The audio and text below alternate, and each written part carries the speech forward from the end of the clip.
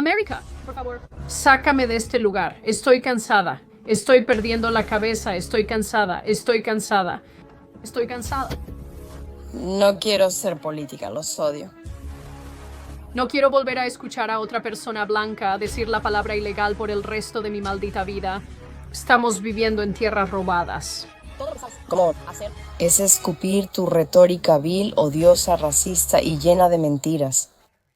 Como muchos de ustedes, estoy realmente agotada.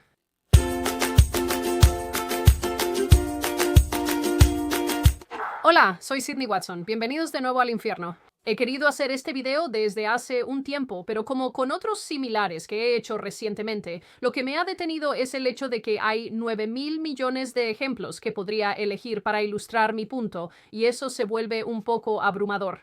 Pero tras los colapsos insanos alrededor de Sydney Sweeney y Billie Eilish, y todos los comentarios sobre eugenesia, nazismo, supremacía blanca y los gritos generales que hemos visto en TikTok, pensé que era momento de abordar este tema.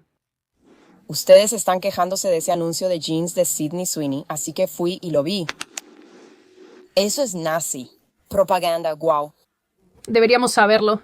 Sydney Sweeney era republicana porque ella es de mal gusto como la chingada. Es a lo que nos referimos cuando decimos que los prejuicios de los blancos simplemente salen a relucir. ¿Qué clase de racismo es ese? No quiero oír que si los negros lo dicen no habría problema. La antinegritud es un problema global histórico. Porque a estas alturas creo que todos tenemos un poco de fatiga woke. Al igual que con muchos otros movimientos sociales recientes, creo que una gran parte de las personas realmente ha llegado a su punto de saturación. Soy esa gente. Durante años, personas con cabello morado y tabique perforado que usan pronombres neutros nos han sermoneado.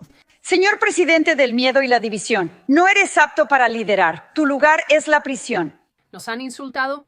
Basura blanca. ¿De quién eres juez? ¿Eres nuestro juez? Absolutamente, perra. Avergonzada. Un niño pequeño fue suspendido de una guardería después de que lo acusaran de ser transfóbico u homofóbico. Homofóbico. Y atacado por tener una opinión diferente. ¿Por qué vas a votar por él? Creo que él es el candidato moral. Dios mío, por esa.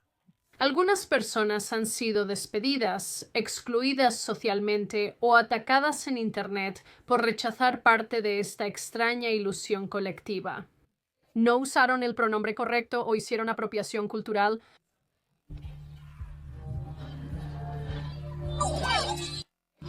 Y por eso creo que la palabra fatiga es muy precisa para describir este agotamiento paralizante que muchos de nosotros sentimos hacia el clima social actual.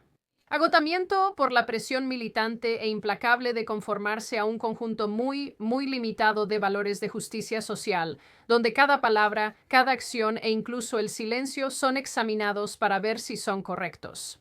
Es agotamiento después de varias décadas de estar bajo presión y sermoneo para preocuparnos por todos los problemas, todo el tiempo y todo al mismo tiempo.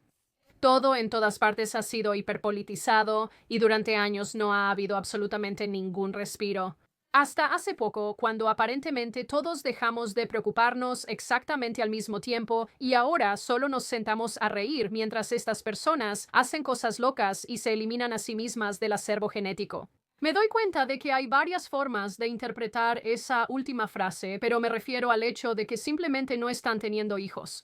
Pero te dejaré elegir la interpretación que más te guste. Así que de esto es de lo que quiero hablar hoy. Fatiga laboral, agotamiento por el trabajo, cómo llegamos aquí, cómo se aceleró, y realmente solo recordarles algunas de las cosas que probablemente han olvidado con los años y que eran completamente insanas. Pero antes de hacer eso, obviamente todas mis advertencias habituales, este video de ninguna manera es exhaustivo. No voy a llegar a mencionar y enumerar todo, es demasiado.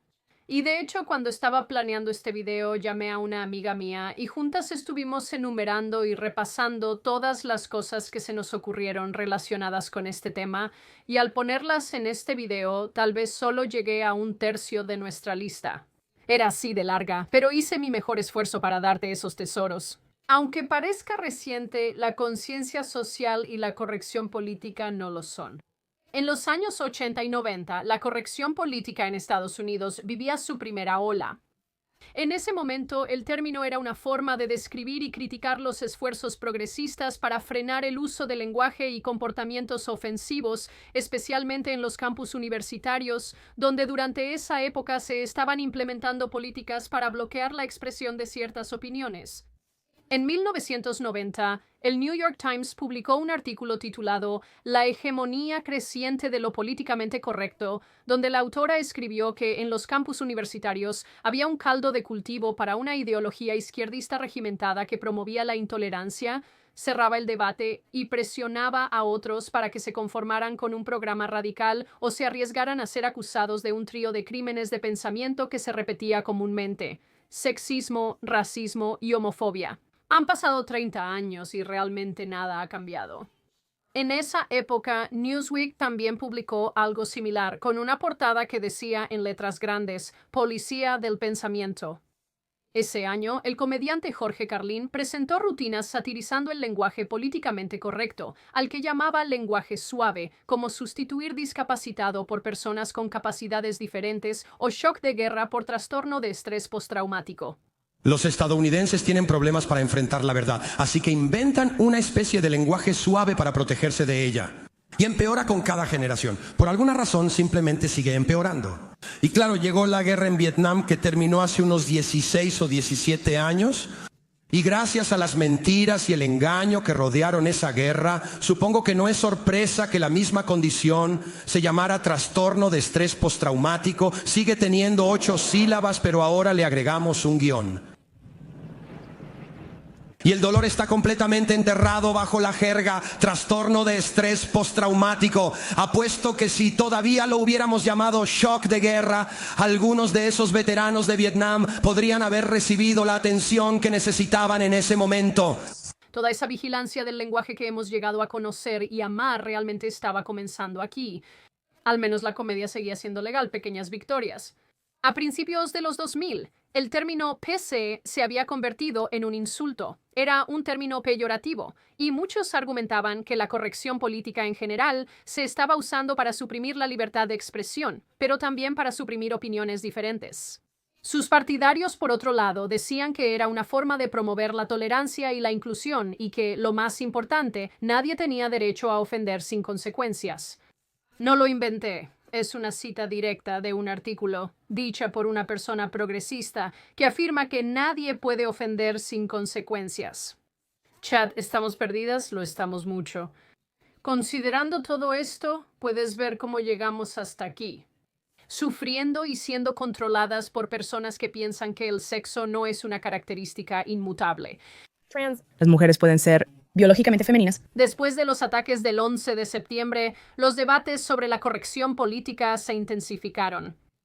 Los medios evitaron decir terrorismo islámico para no ofender a los musulmanes. Los conservadores decían que esto ocultaba el problema, y los progresistas que ese lenguaje fomentaba la xenofobia. Se reemplazó extranjero ilegal por migrante indocumentado. Palabras como espástico se volvieron ofensivas y llamar gay a cosas dejó de ser socialmente aceptado. Para disgusto de todos nosotros, los millennials, universidades y trabajos implementaron más capacitaciones de diversidad y guías de lenguaje. El auge de plataformas de redes sociales como MySpace y Facebook a principios de los 2000 comenzó a amplificar las discusiones públicas y a darles a los activistas herramientas para señalar comportamientos ofensivos. Reddit y Tumblr pronto siguieron, y las comunidades activistas florecieron en línea. Cuando uso esta voz, es mi voz de citas porque no puedes verme haciendo comillas con las manos. Solo quería aclarar eso. Creo que ya lo he dicho antes, pero pienso que mucho de esto se podría haber evitado si simplemente hubiéramos impedido que la gente de Reddit y Tumblr tuviera acceso a Internet. O, por el contrario, hacer que se quedaran en su lado de Internet, hacer un poco de segregación web. Así que, para principios de la década de 2010, habían surgido dos grupos muy distintos. Aquellos que creían que la corrección política era una necesidad moral, y aquellos que la veían como una forma de censura y otra forma de control social. Y luego, como básicamente todos estos movimientos, todo se fue al demonio, y probablemente fue aquí donde comenzó la base del cansancio que vendría para la mayoría de nosotros. Considerando que muchos éramos niños hasta ahora, Recuerdo correr en el patio diciendo que todo era gay. Sabes, nosotras las niñas australianas crecimos durante este periodo y teníamos modas que eran como los caramelos de cigarro, como suele pasar. De hecho, hablando de dulces, solíamos poder conseguir unas cosas llamadas bolitas de yogur, que eran como pequeñas bolitas de yogur, y las extraño muchísimo y no he podido encontrarlas en ningún lado.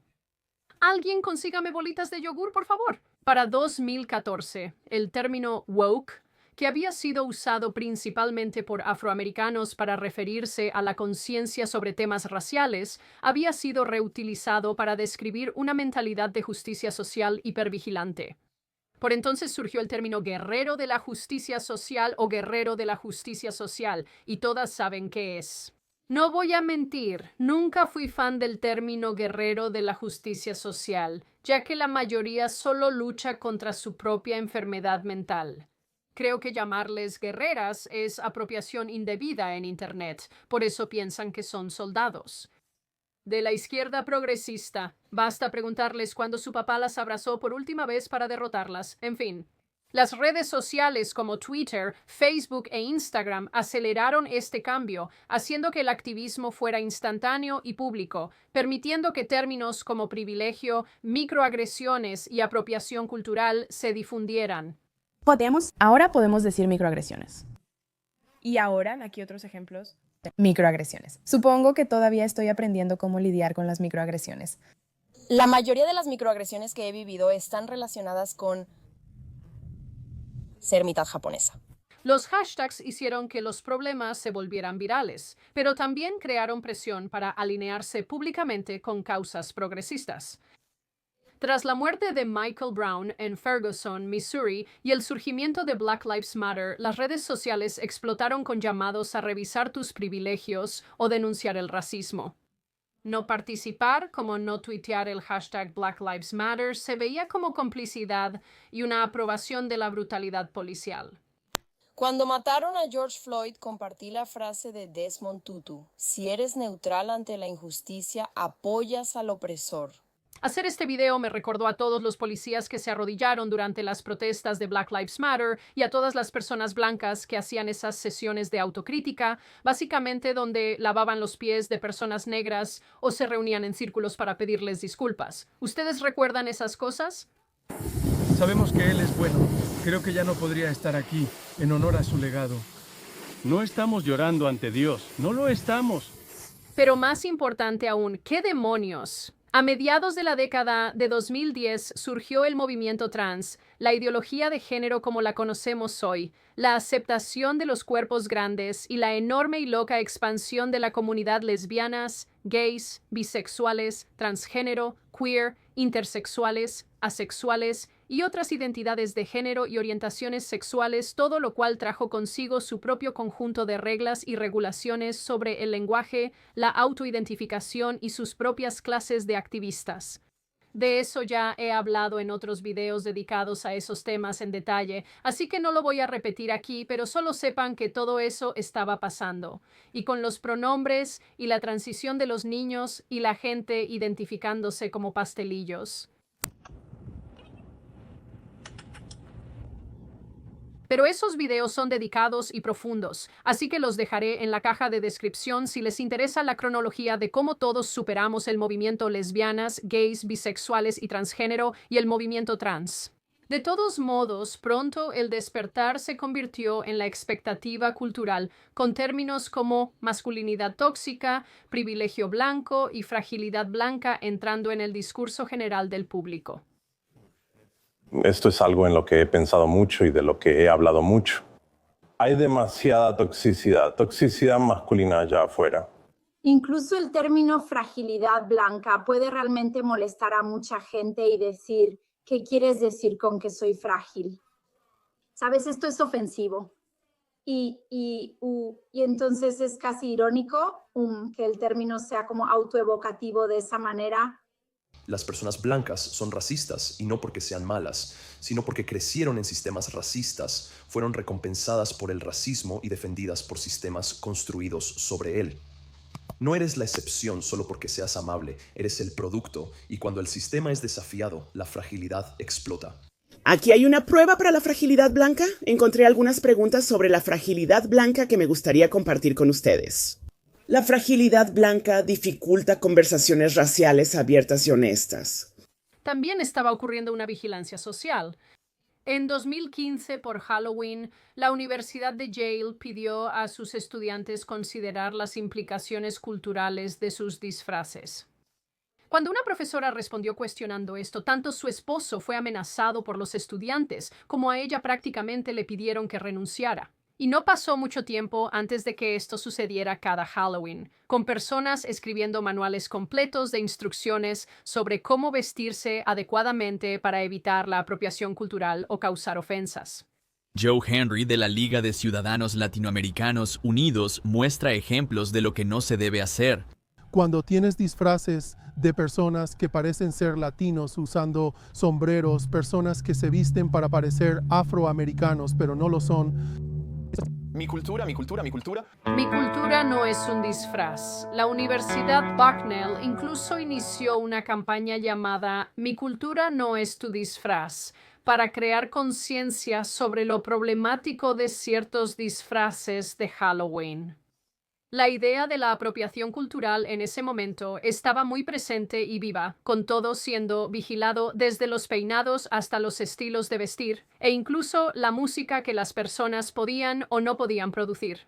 Y en todo este tiempo, en estos 11 años que he tenido mi cabello con rastas, nadie me ha dicho nada sobre que esté apropiándome culturalmente. En 11 años es muy sospechoso. ¿Por qué nadie me avisó? Agradezco mucho TikTok porque tú dices las cosas como son. Yo también investigué, pero en todos lados preguntan, ¿por qué la gente blanca no puede tener rastas? Yo pensaba, no soy totalmente blanca, quizá por eso nadie ha dicho nada, porque parezco culturalmente ambigua y prefieren no opinar. ¿Cuál es el número aceptable de trenzas que podemos llevar en el cabello sin que sea apropiación cultural? Una como esta. Creo que eso es aceptable.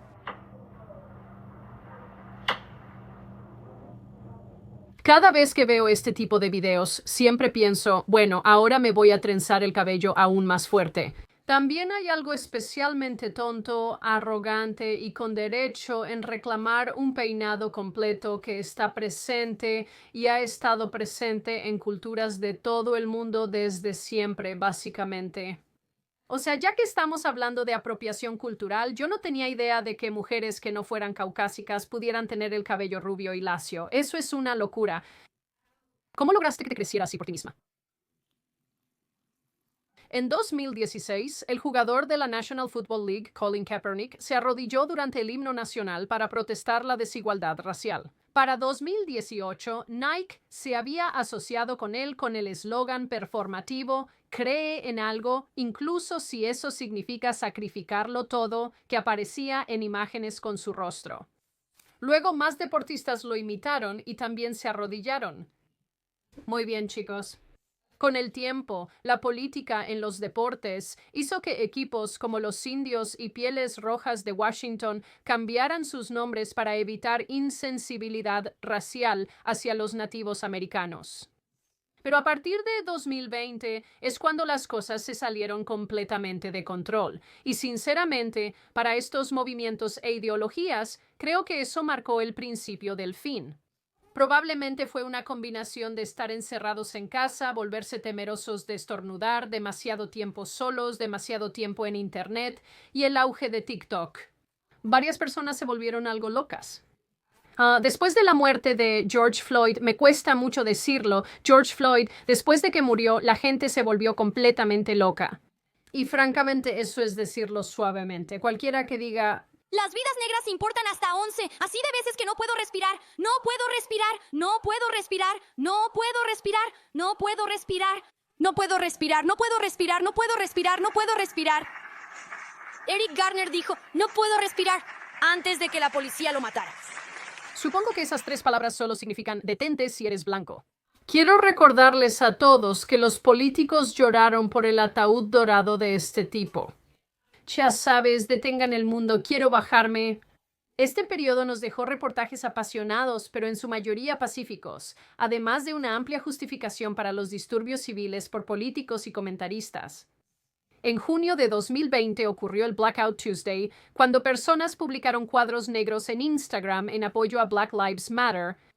También nos dio un montón de estos videos de principalmente chicas blancas pintándose puños negros en la cara, porque bueno, ya sabes, ok.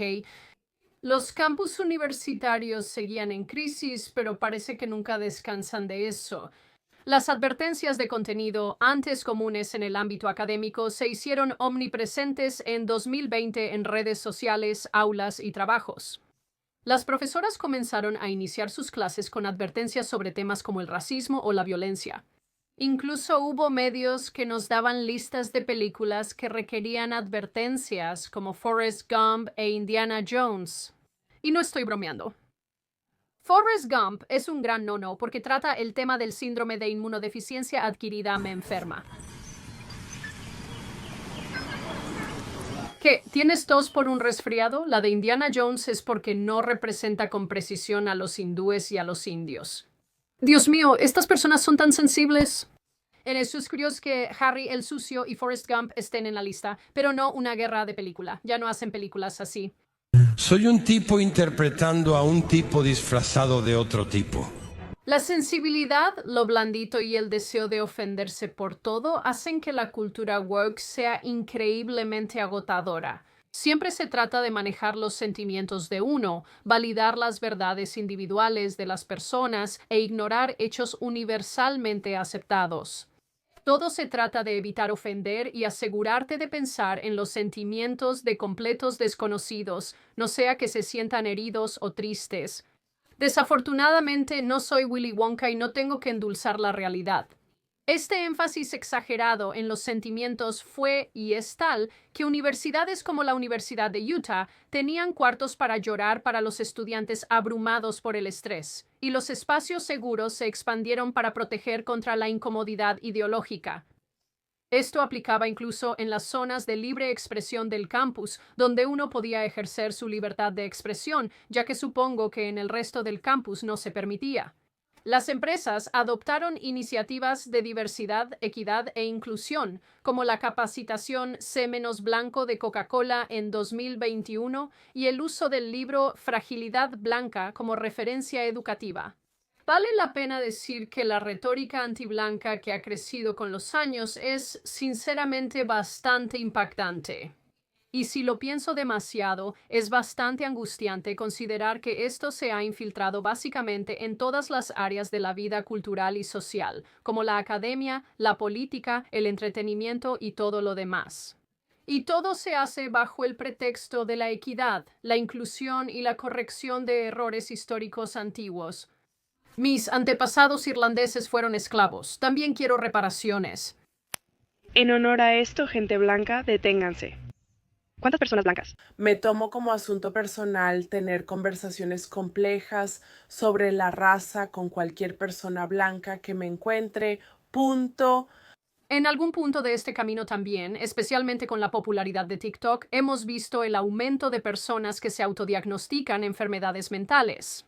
El término neurodivergente se volvió popular, refiriéndose principalmente al autismo y al trastorno por déficit de atención e hiperactividad, y ganó fuerza en plataformas como TikTok, donde los usuarios se autodiagnosticaban y exigían adaptaciones para estas condiciones, como flexibilidad en el trabajo, usando sus condiciones como excusa para evadir la adultez y la responsabilidad en muchos casos.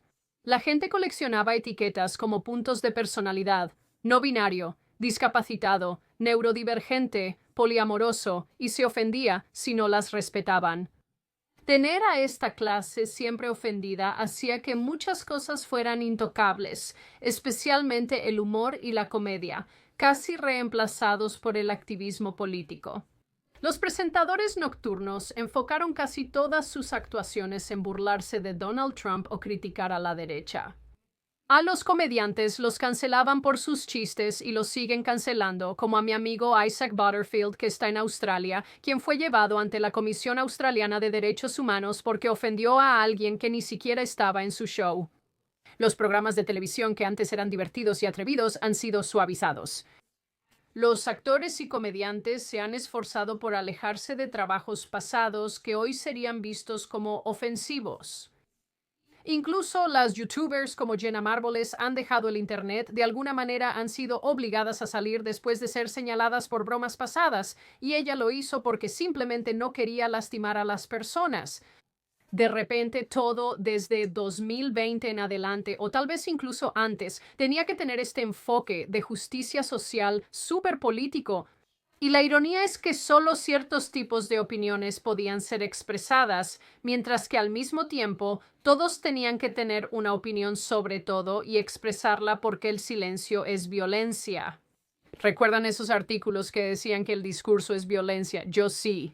Esto dio lugar a una publicidad política súper agotadora, con empresas insistiendo en hacer una declaración sobre todo y cualquier cosa que pudieran. Transgenerismo, obesidad, identidad de género, racismo, política identitaria. Y en todo esto está incorporada esta insufrible falta de matices. Para la izquierda progresista, todo parece ser blanco o negro. No hay tonos de gris, no hay espacio para matices, o es o no es, y si no lo es, eres una nazi. Para estas personas, afirmar algo en positivo implica que lo opuesto también es verdad. Decir que me gustan las manzanas no implica odiar las peras. No me gustan las peras, sí las manzanas. Y la sandía está bien. Y el melón. Así que básicamente aquí es donde estamos ahora con esta explosión de lo woke. El lenguaje ya no tiene significado porque cada palabra significativa se ha diluido. Intolerante, nazi, xenófobo, homofóbico, sexista, misógino, etc. Términos aplicados libremente a quien se desvía un poco del estrecho camino de la justicia social. Ahora, cualquier palabra que digas puede ser delito. Debes decir persona sin vivienda en vez de sin hogar para no ser insensible. Debes decir migrante indocumentado en vez de extranjero ilegal. De lo contrario, eres xenofóbica. No puedes decir loca o idiota o cualquier otra palabra asociada con ser tonta, porque eso podría ser capacitista. Y se espera que recuerdes todos estos términos, todos los nuevos términos, todos estos pronombres para no ofender a alguien. Y está la manipulación emocional de la cultura woke. Si tienes vínculos con la cultura occidental, o para estas personas, peor aún, si eres una persona blanca, se supone que debes sentir vergüenza y pena por tus antepasados, porque todo se trata de descolonizar y desaprender tu herencia. Actividades como senderismo, jardinería o respirar aire limpio han sido llamadas supremacía blanca. Incluso nos han dicho que no es posible ser racista con las personas blancas. Incluso inventaron este término, racismo inverso, como si eso fuera algo diferente. La cultura occidental ha sido considerada un movimiento de colonización, maldad y odio. Mientras tanto, las demás culturas son celebradas y respetadas. Nos dicen que lugares como Estados Unidos, por ejemplo, es el peor país del planeta, y sin embargo todos parecen estar desesperados por entrar y nadie nunca se va. Y estos puntos de vista políticos corrosivos se han infiltrado en todo. ¿Quieres ver una película? No. Tiene que ser diversa, representativa e inclusiva. Ahora, programas de televisión, anuncios y videojuegos incluyen mensajes de justicia social. No puedes disfrutar de nada sin que se convierta en una lección. Desde Netflix hasta las marcas de cereal, la política se mete en cada rincón de la vida y es difícil encontrar un momento solo para respirar. No es sorprendente que todos estén agotados. Lo curioso es que estoy segura de que esto inició con buenas intenciones, que esos corazones sensibles y progresistas querían crear un mundo mejor, sobre todo para quienes consideraban minorías o poco representados. Pero en realidad, a medida que esto ha crecido y cambiado y se ha convertido en lo que es hoy, lo único que han hecho es fracturar y dividir a las personas, creando grupos de víctimas y alejando al resto de nosotros. Cualquier cosa buena que podría haber surgido como resultado de estas ideologías ha sido aplastada, y las personas que normalmente podrían haber estado abiertas a ellas han sido alejadas. Obviamente hay mucho más que decir, pero no tenemos tiempo. Estaríamos aquí 1000 años. Así que déjenme dejarles un último pequeño pensamiento. La mayoría de las personas de una misma cultura y valores suelen ser decentes entre sí cuando actúan por sí mismas.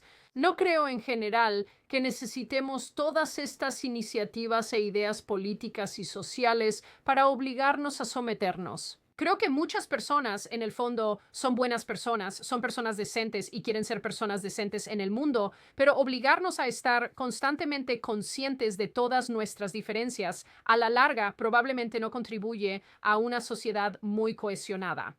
Así que, al final, todo el griterío progresista, la corrección política, el despertar, la vigilancia del lenguaje, la vigilancia del pensamiento, todo lo que han logrado estas iniciativas es alejar aún más a las personas y asegurar que esas mismas personas nunca jamás participen en estas ideologías, ni ahora ni nunca.